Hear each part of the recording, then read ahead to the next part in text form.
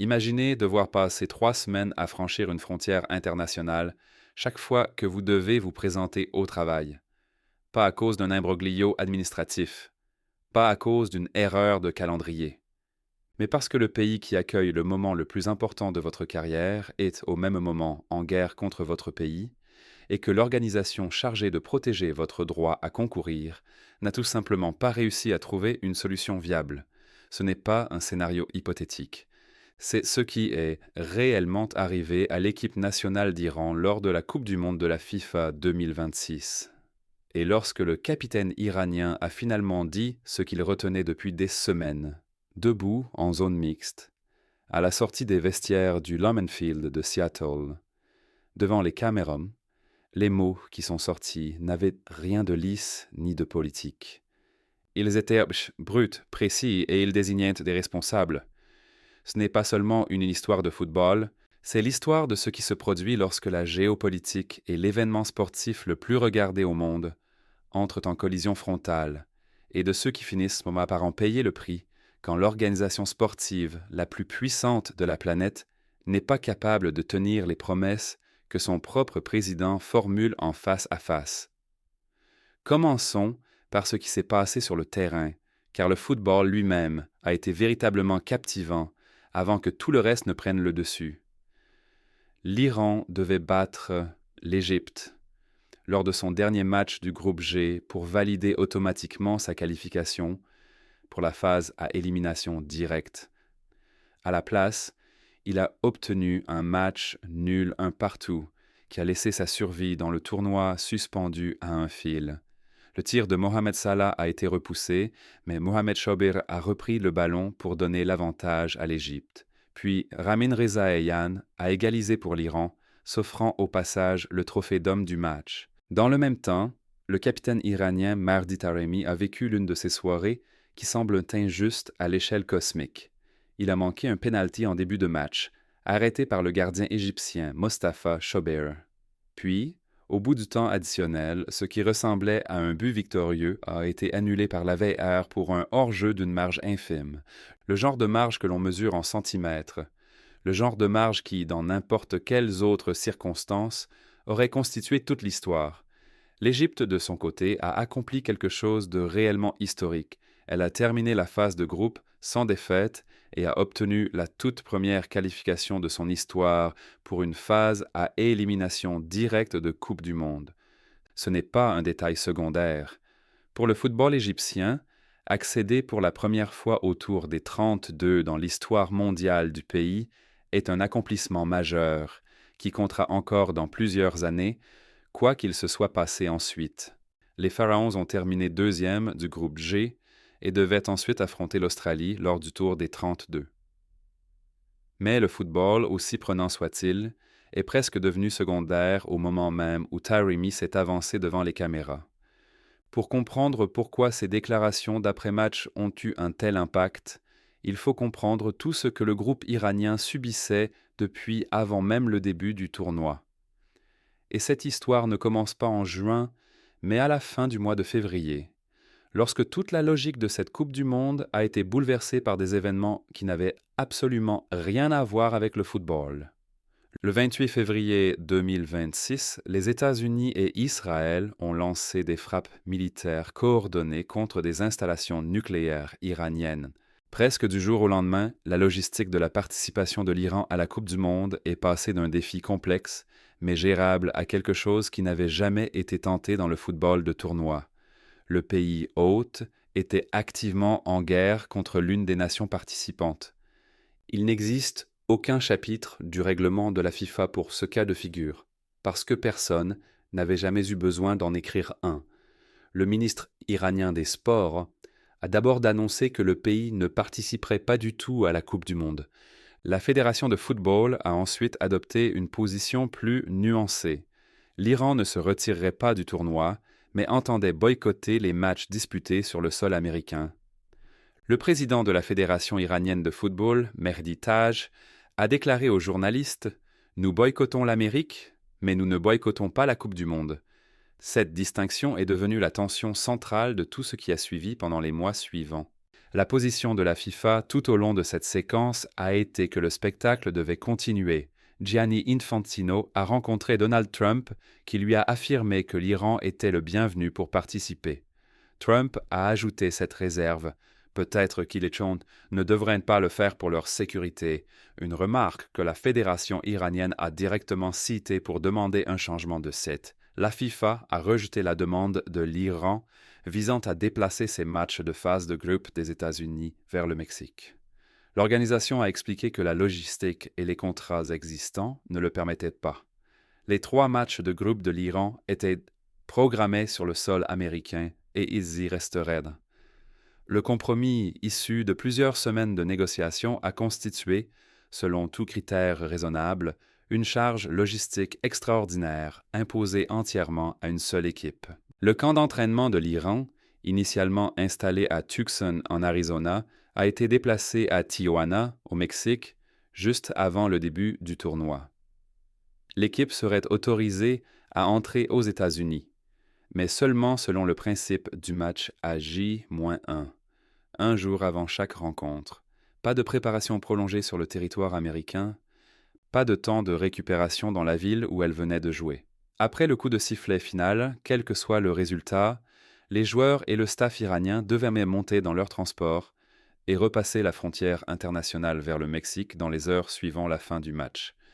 Andrew Giuliani, directeur exécutif de la Task Force FIFA de la Maison-Blanche, a confirmé publiquement cet arrangement en déclarant à CBS News « L'équipe sera autorisée à entrer le jour du match, -1, donc la veille du match. » Il a présenté cela comme un aménagement raisonnable. L'Iran l'a présenté comme quelque chose de nettement moins acceptable. Le trajet n'avait rien de simple. Pour le match d'ouverture contre la Nouvelle-Zélande au SoFi Stadium d'Inglewood, Taremi a révélé plus tard que le voyage entre Tijuana et le stade avait duré environ 5 heures, y compris ce qui aurait dû être un vol court. Les forces de l'ordre local avaient placé sous étroite protection l'hôtel et les installations d'entraînement de l'équipe afin de gérer un mélange explosif de supporters, de médias et de manifestants opposés au régime rassemblés à l'extérieur. Quelle que soit la préparation mentale que ces joueurs avaient prévue, elle se déroulait quelque part au milieu de tout cela, et une difficulté supplémentaire venait s'ajouter au déplacement lui-même. Selon plusieurs informations confirmées par la propre fédération iranienne, jusqu'à 15 hauts responsables de l'équipe et membres du personnel de soutien se sont vus refuser des visas américains pendant la phase de groupe. Le président de la fédération, Mehdi Taj, faisait partie des personnes privées d'entrée. 2 membres de l'équipe iranienne chargés des relations avec les médias se sont vus refuser un visa pour le tout premier match. L'ambassade iranienne a réagi par un communiqué public, affirmant que les États-Unis privèrent de fait l'équipe nationale iranienne de son droit de participer à la Coupe du Monde dans des conditions normales, sans pression ni stress indu, et accusant le gouvernement américain d'ingérence politique dans le sport. L'Iran a officiellement déposé une plainte auprès de la FIFA au sujet des restrictions de déplacement avant son 2e match de groupe contre la Belgique. Cette plainte mentionnait précisément la perturbation de sa préparation et l'inégalité des conditions dans lesquelles on lui demandait de concourir par rapport à toutes les autres nations du tournoi. La FIFA n'a pas répondu publiquement à cette plainte avant la fin de la phase de groupe, et c'est là que les propos de Taremi après le match ont pris un poids bien supérieur à celui d'un simple coup de colère d'athlète frustré devant les caméras. Debout en zone mixte après le nul contre l'Égypte, les journalistes l'ont interrogé directement sur le retour immédiat de l'équipe à Tijuana. Ce qui a suivi a été l'une des critiques publiques les plus longues et les plus précises adressées à la FIFA par un joueur au cours d'un tournoi en cours dans la période récente. « Nous nous sommes toujours plaints de ces choses depuis le début », a déclaré Taremi. « C'est un désastre de Coupe du Monde. Je veux dire, la FIFA doit résoudre tous les problèmes ici, mais malheureusement, elle n'a pas réussi à les résoudre depuis le début. » Puis il a évoqué une promesse précise, pas une assurance vague venue d'un attaché de presse, pas un communiqué rédigé par une équipe de communication. Selon Taremi, le président de la FIFA en personne était entré dans leur vestiaire après le match d'ouverture contre la Nouvelle-Zélande et s'était engagé directement auprès des joueurs. Monsieur Infantino est venu dans notre vestiaire lors du premier match et a dit « Ce n'est que le début », a raconté Taremi. Mais demain, la phase de groupe se termine et nous n'avons pas nos responsables logistiques ici. Ils n'ont pas de visa. Ce détail a résonné différemment de tout le reste. La venue d'Infantino dans le vestiaire n'était ni une rumeur ni un récit de seconde main. C'était une interaction personnelle qui, selon Taremi, s'est déroulée face à face. Et pourtant, d'après son récit, les problèmes précis qu'Infantino avait reconnus dans cette pièce n'ont jamais été résolus pendant les 3 semaines entières de la phase de groupe. Il a ensuite décrit ce que l'absence du personnel de soutien signifiait concrètement. « Notre logistique ne fonctionne pas ici. Où sont nos médias ? Vous pouvez vérifier. Pas de médias ici, pas de médias, pas d'intendant, personne. » Il a posé la question de la préparation de base d'un match, demandant comment une équipe était censée concourir au plus haut niveau du football international sans l'infrastructure de soutien que toutes les autres nations du tournoi considéraient comme normale. Puis il est arrivé à la question qui touchait au cœur même de toute la situation. Imaginez que nous passions la phase de groupe demain, que nous ayons de la chance et que nous passions la phase de groupe, mais que nous n'ayons aucune récupération. Comment est-ce possible ? Expliquez-moi, si vous savez. Lorsqu'on lui a demandé qui devait être tenu responsable, la frustration de Taremi s'est transformée en quelque chose qui ressemblait davantage à un véritable désespoir. Qui veut nous aider ? Qui ? S'ils veulent que nous soyons éliminés, d'accord, sortons, partons. Mais ce n'est pas juste. Nous n'avons pas de récupération. Nous n'avons aucun responsable logistique ici pour nous aider. Quel écart, qu'est-ce qu'on dit ? Il est allé plus loin, réclamant non pas une réponse politique, mais un nom précis. Qui doit résoudre ce problème pour nous ? Qui ? La FIFA ? Je ne sais pas. Les États-Unis ? Je ne sais pas. Qui ? Donnez-moi juste un nom. Il a également tenu à clarifier explicitement un point qui mérite d'être entendu directement. Nous aimons le peuple mexicain, nous aimons Tijuana, c'est très bien. Ce sont des gens tellement humbles, nous les aimons. Mais en tant que joueur professionnel, dans une compétition professionnelle, ce n'est pas normal. Sa frustration n'a jamais visé le Mexique, ni les Mexicains, qui les avaient accueillis avec une chaleur réelle pendant 3 semaines de circonstances complexes. Sa frustration visait un système qui imposait à son équipe de franchir une frontière internationale comme condition ordinaire pour jouer au football, alors que toutes les autres sélections du tournoi pouvaient regagner leur hôtel dans la même ville que celle où elles venaient de jouer. Le sélectionneur iranien Amir Galenoei a exprimé la même frustration, mais a tracé les lignes de responsabilité autrement. Plutôt que de tout mettre sur le dos de la FIFA, Galenoei a pointé plus directement le pays hôte. Je sais que M. Infantino a fait de son mieux pour réduire les problèmes autant que possible, a-t-il déclaré. Mais c'est l'hôte qui n'a pas été très bon avec nous. Cette distinction compte lorsqu'il s'agit de déterminer où se situe finalement la responsabilité. La critique de Taremi visait l'incapacité de la FIFA à résoudre le problème. Son sélectionneur suggérait que l'origine du problème tenait moins à la volonté de la FIFA qu'aux conditions imposées par les États-Unis, conditions que la FIFA n'avait tout simplement pas le pouvoir de contourner. Ce qui rend cette situation particulièrement embarrassante pour la FIFA, c'est le contexte institutionnel entourant Gianni Infantino pendant toute cette période. Infantino a cultivé depuis des années une relation inhabituellement étroite avec le président Trump, et il était présent à son investiture en janvier 2025. Lorsque les frappes américano-israéliennes contre l'Iran ont eu lieu à la fin du mois de février, Infantino a rencontré Trump afin d'obtenir des garanties que l'Iran pourrait tout de même participer. Trump a confirmé que l'Iran était le bienvenu pour jouer, mais ce que les décisions ultérieures de la Maison-Blanche sur les refus de visa et les fenêtres d'entrée à J-1 ont produit en pratique, c'est une forme de participation techniquement autorisée, mais structurellement compromise. La position de la FIFA tout au long de la phase de groupe peut être lue de 2 manières, selon le point de vue adopté. Les défenseurs de la gestion de l'organisation soulignent qu'Infantino a personnellement plaidé pour la participation de l'Iran au plus haut niveau du gouvernement américain, qu'il s'est rendu dans le vestiaire de l'équipe pour répondre directement à ses inquiétudes, et qu'aucune autre instance dirigeante du sport mondial n'a réussi à maintenir en compétition sur le sol du pays hôte. Une équipe venant d'un pays en guerre active contre ce même hôte. Les critiques rappellent que l'Iran a passé 3 semaines à jouer dans des conditions qu'aucune autre nation n'aurait dû accepter, que les plaintes formulées lors de la première semaine n'étaient toujours pas réglées lors de la troisième, et qu'une visite personnelle dans un vestiaire, lorsque les promesses formulées sur place ne sont pas tenues, n'est pas la même chose qu'une solution. Au-delà de la responsabilité institutionnelle individuelle, ce tournoi a fait émerger un ensemble de questions plus larges qui ne disparaîtront pas une fois les résultats de la phase de groupe entérinés.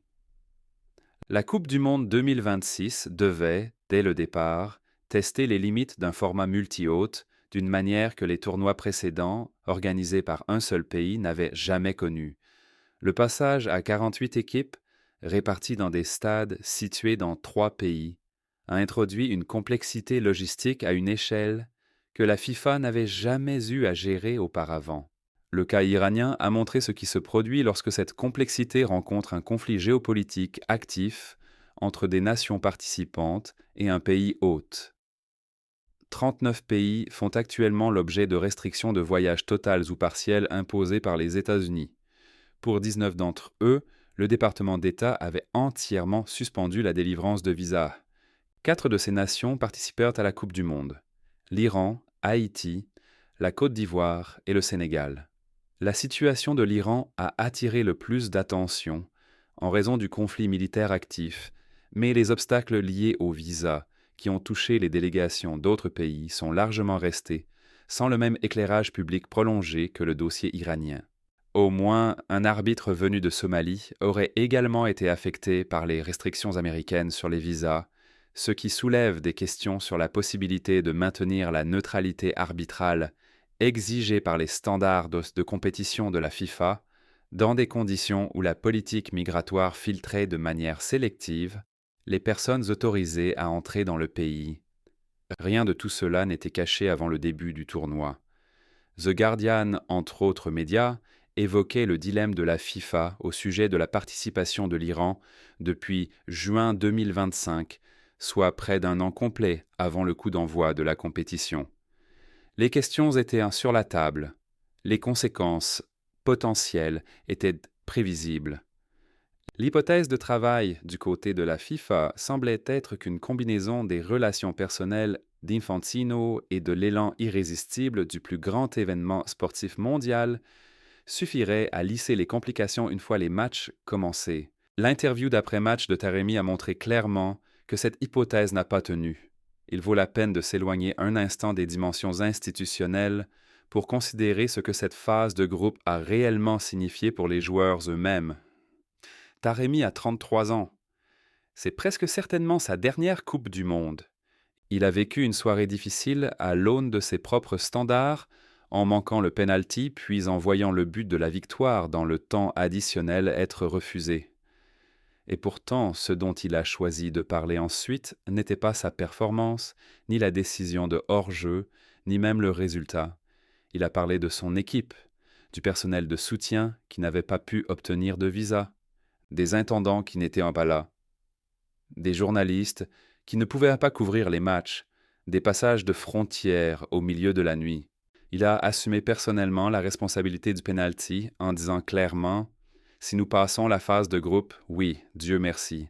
Si quelque chose arrive, c'est ma responsabilité parce que j'ai manqué le penalty. » Puis il est immédiatement revenu aux conditions qui avaient entouré chacune de ses fenêtres de 90 minutes pendant tout le tournoi. « Nous jouons pour notre peuple, a-t-il dit. Nous voulons qu'il soit heureux. Nous voulons lui apporter de la joie. Nous voulons envoyer un message de paix aux gens en Iran, hors d'Iran, à la FIFA, à tout le monde. Mais il n'y a pas de paix des autres envers nous. » Cette combinaison de colère institutionnelle et de fierté sincère envers ses coéquipiers et explique pourquoi cette conférence de presse a résonné dans les médias footballistiques en quelques heures. Ce n'était pas un moment médiatique calculé. C'était un capitaine qui disait, officiellement, ce que lui et son groupe avaient vécu pendant 3 semaines, en sachant que les caméras tournaient et en le disant quand même. Après le match nul contre l'Égypte, le sort de l'Iran dans la compétition dépendait entièrement des autres groupes. L'équipe devait terminer parmi les 8 meilleurs troisièmes du format élargi à 48 équipes, pour atteindre le tour des 32 sans avoir remporté directement son groupe. Ce calcul serait réglé une fois les derniers matchs de tous les groupes terminés. Dans l'immédiat après-match, rien n'était certain. Ce qu'il était, en revanche, c'est que les conditions décrites publiquement par Taremi étaient réelles, documentées, et avaient été signalées en interne à plusieurs reprises avant d'en arriver là. Les questions soulevées par ce tournoi ne trouveront pas de réponse dans ce qui arrivera à l'Iran lors de la phase à élimination directe, ni dans l'éventuelle publication par la FIFA d'un communiqué officiel répondant aux critiques précises de Taremi. La question la plus fondamentale est de savoir si ce moment deviendra un véritable tournant structurel dans la manière dont la gouvernance du football international traite l'intersection entre géopolitique et droit de compétition. Le fait que jusqu'à 15 responsables iraniens se soient vus refuser des visas américains, alors que l'équipe participait activement au tournoi, est suffisamment précis et suffisamment grave pour qu'il soit difficile de simplement passer à autre chose une fois le dernier coup de sifflet donné dans le dernier match de la phase de groupe.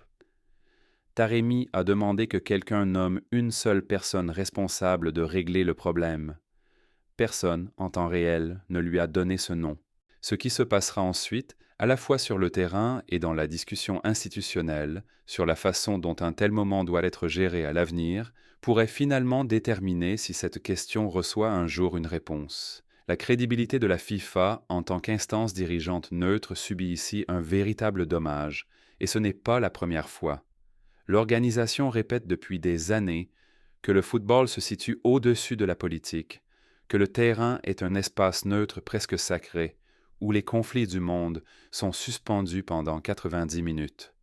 Cet argument n'a jamais été facile à défendre, et pas après le Qatar 2022, pas après l'exclusion de la Russie à la suite de l'invasion de l'Ukraine, et certainement pas aujourd'hui, lorsqu'une des 48 équipes engagées dans le plus grand tournoi du monde a été obligée de franchir une frontière internationale avant et après chaque match, parce que le pays hôte est en guerre contre elle. L'écart entre le message de la FIFA et l'expérience vécue par le groupe iranien n'est pas une nuance. C'est une contradiction structurelle que ce tournoi a rendu impossible à ignorer. Ce que Taremi a livré au monde dans cette zone mixte n'était pas une plainte. C'était un témoignage. Un récit détaillé de première main de ce à quoi ressemble réellement une situation où l'instance qui dirige le football mondial ne peut pas ou ne veut pas protéger les droits compétitifs fondamentaux d'une équipe qualifiée à la loyale. Reste à savoir si les archives retiendront cela lorsque viendra le temps des comptes.